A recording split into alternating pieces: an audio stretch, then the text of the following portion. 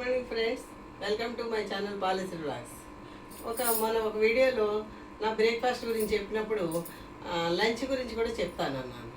Lunch గురించి తర్వాత మాట్లాడుకున్న లంచ్లో ఏ బియ్యం వాడితే మనకి ఆరోగ్యానికి మంచిది అన్నది ఈరోజు చూద్దాం.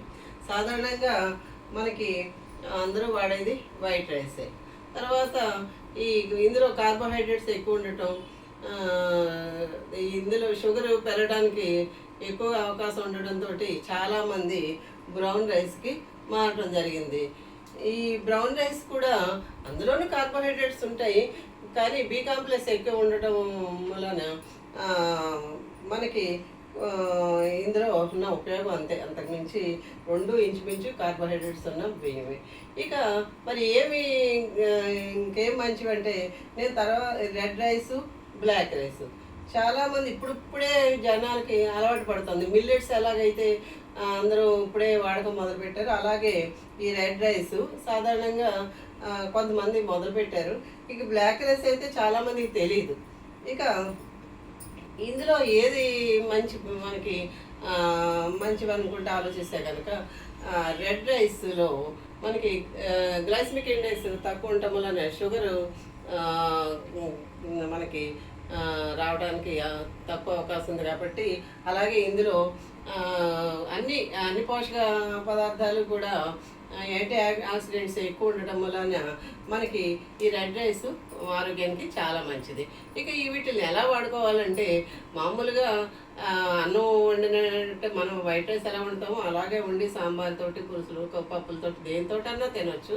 ఇంకోటి ఏంటంటే, చాలామంది మార్నింగ్ బ్రేక్ఫాస్ట్లో తెల్ల దోశలు బాగా అలవాటు పడిపోయారు. అది మనకి మంచిది కాదు కాబట్టి ఈ తెల్ల బియ్యం బదులు ఈ రెడ్ రైస్ కనుక మనం దోశలకి కనుక వాడితే కనుక చూడటానికి కలర్ మారుతుంది తప్పించి ఆరోగ్యానికి చాలా మంచిది. నేను ఎక్కువ దోశలకు వాడినప్పుడు ఈ రెడ్ రైస్ వాడతాను. మధ్య మధ్యలో సాంబార్ ఉన్నప్పుడు, ఇటువంటి పప్పు ఉన్నా కూడా అన్నం వండి కూడా వాడుతూ ఉంటాను. ఇక అన్నిటికంటే ఈ బ్లాక్ రైస్ గురించి మాట్లాడదాం. బ్లాక్ రైస్ ఇవి మొన్న నత్తారామేశ్వరం వెళ్ళినప్పుడు అక్కడ ఒక కుటుంబం ఆర్గానిక్ ఫార్మింగ్ చేస్తున్నారు. వాళ్ళు రెడ్ రైస్, బ్లాక్ రైస్ అన్నీ పండిస్తున్నారు.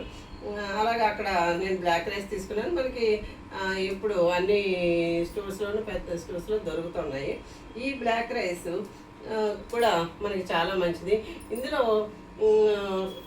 ఫ్యాట్ మనకి కొలెస్ట్రాల్ తగ్గడానికి అవకాశం ఎక్కువ ఉంది.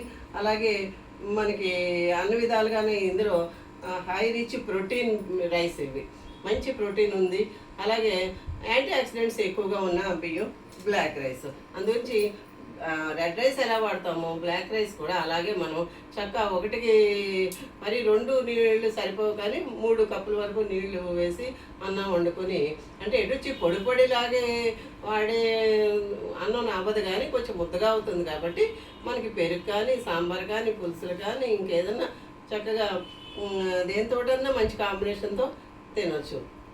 అందు గురించి మనం ఈ వైట్ రైస్ పూర్తిగా మనం అవాయిడ్ చేయాల్సిన అవసరం ఉంది.